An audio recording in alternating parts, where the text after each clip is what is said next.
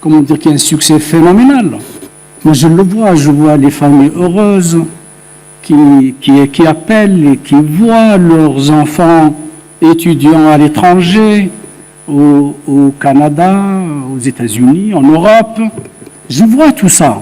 Et c'est vraiment, comment vous dire, c'est touchant de voir tout ça. Donc je le comprends. Je comprends les réactions. Seulement, vous savez, un pays qui se respecte est un pays qui fait respecter ses lois. Hein? Il y a un cadre réglementaire, ils ne sont pas conformes. Je pense que tout ceci aurait pu être évité si les sociétés qui offrent ces applications, ils sont très puissants. Moi, je ne suis pas contre le succès. Et ils connaissent un succès phénoménal. C'est normal. Mais ils auraient pu être un peu attentifs et respecter les pays qui ont des lois, des cadres réglementaires, et de discuter, d'ouvrir un dialogue. Jusqu'à présent, il n'en a pas été le cas, à ma connaissance. Donc le régulateur a dit, bon, on a trop attendu, il faut le faire. Et je rajoute pour ceux qui ne le savent pas que c'est un problème mondial. Il y a des pays qui sont passés à l'interdiction, et ils sont nombreux. D'autres qui procèdent par, comment dire, ils envoient des messages.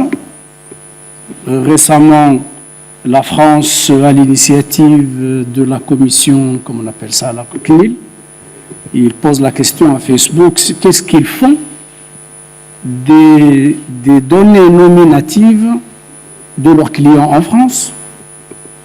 C'est une question qui est posée, je ne sais pas sur quoi ça va déboucher.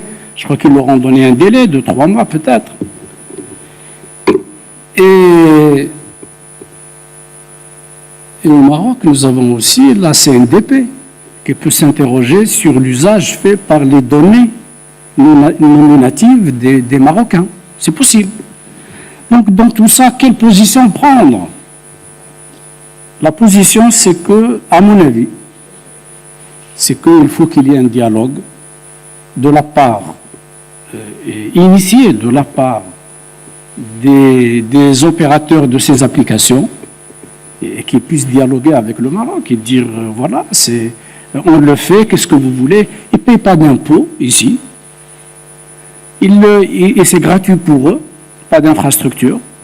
Ce sont les opérateurs nationaux qui déploient les infrastructures, indépendamment du fait que c'est utile et c'est plébiscité par la jeunesse marocaine. C'est vrai.